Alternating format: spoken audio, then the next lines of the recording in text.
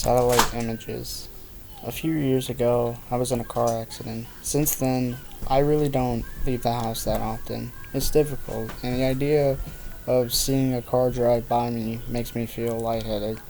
One day after the crash, a friend of mine showed me Google Maps. I'm sure you've seen it. It lets you use satellite imagery to look at locations all over the world. I was fascinated by the fact that I could see everywhere, anywhere I wanted. I could virtually walk down streets, and it almost felt like I was actually there. I became instantly hooked. It gave me a real eye on the world. I could go to almost any major city, and I did. I'd seen streets in China, Japan, Germany, England, so many places. I'd even gone to tourist attractions like the Great Barrier Reef and Dracula's Castle. My favorite thing was to go to random places in major cities and see how many people and animals I could find. People's faces were always blurred to protect their privacy, but it was still enjoyable to see them out there, living their lives, walking around like it was no big deal. She must have good taste. I laughed. I zoomed in closer and noticed the gray bag one woman carried on a gray and purple shoulder strap. She was walking in a relaxed manner, her left hand trailing the wall beside her. I bet if I could have seen her face, she would have been smiling. I began to feel a little sad. I let my hands fall onto the arms of my wheelchair and looked at her for a minute more.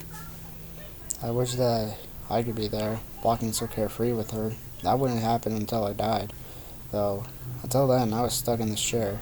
I sighed and zoomed out of Tokyo. Enough of this for tonight. I turned off the computer and went to bed. I got up early and decided to look around Paris. Paris was always fun. I liked the look of the city, with all the old and beautiful buildings and so many people to watch. I randomly zoomed in to an area and saw a street lined with old brick buildings, a few small shops, and an old hand brick church.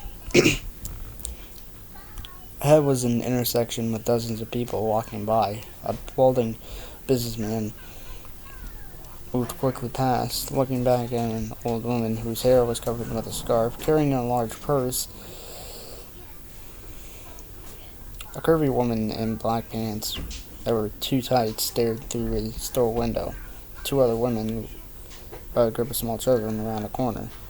I spun the view around a few more times, and then saw something peculiar. Sitting on the bench at the bus stop were two people. One of them was a young woman with her feet stuck out in front of her in a relaxed manner. She was wearing a pair of red sneakers, like my own. I was startled for a moment as I noticed the black pants, white t-shirt, and black hooded jacket. Her dark brown hair was tied loosely behind her head. A gray bag sat on the bench beside her, the shoulder strap hooked over her shoulder. This is crazy, I thought. It can't possibly be the same woman. This is a different country, different continent even. How could it be her? This was stupid. It wasn't as if these were live photographs. They were taken ahead of time and then stored. It's not like she was in two places at once. She could be a traveler. Besides, without seeing her face, it was impossible to tell it was the same person. Brown hair was probably the most common hair color in the world.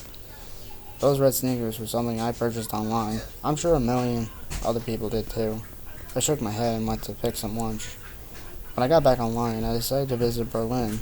I picked a random road, as per usual. It looked pretty empty. There were brick buildings lining the streets, looking more like factories than anything else. There were also empty lots, full of tall, long grass and piled gravel. There was a line of motorbikes and a car with two German flags sticking up from it, but really, there wasn't much to see at all.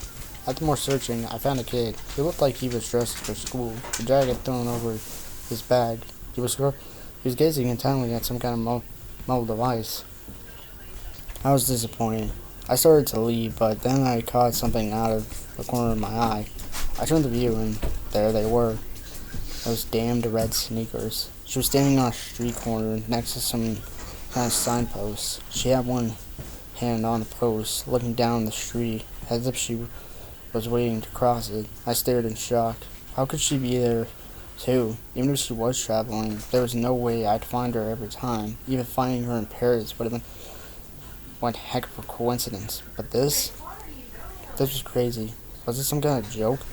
Had duels decided to play a prank on whichever accounts used their product the most? It would have been a great joke. I did a quick search looking for anything about a woman that shows up like a Baldo. There was nothing. I looked through articles on strange things you'd see on Google Maps, but none of them mentioned a woman that travels the world with you. This was crazy. Had myself imposed isolation driven me mad? Had I become so lonely that I created a hallucination for myself? Leaving the Berlin image on my screen, I sent a text message to a friend, asking him to look at the locations himself and tell me if he saw the same woman. Then I waited, hands sweaty, heart thumping in my chest. I jumped when my phone beeped with a return text message 10 minutes later. It read, "I see the lady you're talking about in Berlin. I didn't see her in Paris or Tokyo. Is this some kind of game or what? Are you okay?" I didn't respond, instead returning to the locations in Tokyo and Paris. There she was. She was there. But it was different. She no longer sat on the bus stop bench in Paris. She was standing in front of it, looking for something in her bag. In Tokyo, she was blocks away, squatting down to pet a calico cat. I shivered. Who was she? What was happening? I switched the map to Brussels. It was another city street, lined with old-looking buildings, shops on ground level, and what I guessed was apartments above. I quickly scanned the sidewalks. They were empty, save for a stocky woman in bright blue sweater. I did a second sweep. She wasn't there. I sighed in relief. I couldn't believe I was getting so worked up about this. It was nothing but a coincidence. I stopped, my eyes frozen on the screen. There was a building at the point of a fork in the road, white with black ironwork frame balcony jutting from the second floor. I hadn't seen her, as I had been looking at the sidewalks. There she stood, standing on the balcony, her head tilted in the direction of the camera, almost like she was coyly looking toward me. My breath got in my throat. I switched to Sydney. She was leaning against the wall inside the doorway of a bright blue Carrick's pharmacy building. London showed her getting ready to step onto a red double-decker bus. Her head turned to look over her shoulder. She was everywhere. She was everywhere I looked. She stood on a brick sidewalk on a bridge, and to be honest, she walked across a yellow barred crosswalk in Zurich, and in Hong Kong. She stood between a Wing Lung Bank and a McDonald's, adjusting the strap on her bag.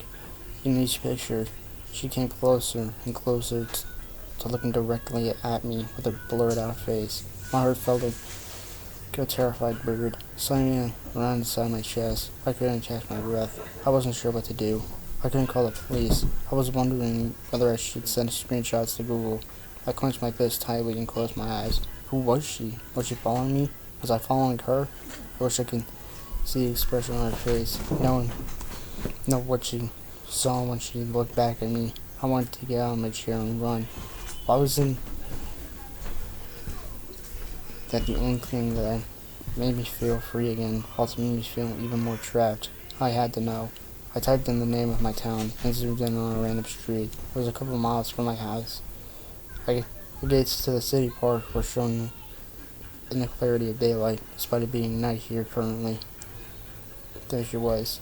There she was. She was only a few miles from my house, standing under the ironwork arch. Stated the name of the park. She looked directly at the camera, directly at me. I felt like I might throw up. She was near me. She was watching me. She was coming for me. What did she want? I typed in the name of the apartment complex where I live. I could see the outside of the building. The parking lot was full of cars, and there were a few blurred-out children on the playground. I searched everywhere for her. She wasn't in the parking lot or on the sidewalks, nor hiding between the buildings, or standing in the playground. I even scanned each of the cars, behind the bushes, and in one of the blurred windows. She wasn't there. I curled tightly around myself and laid my head down on the desk. This place is safe. I didn't leave the apartment anyway. I would never use Google Maps again. I would never see her again. She could stay at the park for all I cared. I smiled to myself and was surprised to find a tear slipping down my face. I'm safe, I said to myself in a whisper. It felt good to hear it out loud. I'm safe. As I said it, there was a knock at the door. A chill ran down my spine, and a camera hooked up to my computer that showed me who was at the front door. To help with my mobility issues, I slowly reached for the control to show myself who was outside, but my hand trembled furiously. As I touched it, I realized my mistake. The last of Google images that I'd seen had only shown the outside of the building, just the outside. I looked at the screen and saw a woman in a white t-shirt, black pants, and black hooded jacket, carrying a gray bag with a purple and gray striped shoulder strap. Of course, there were those red sneakers. She looked directly at the camera, her face still a complete blur. As I tried to stifle a scream, she raised a hand and knocked loudly on my front door.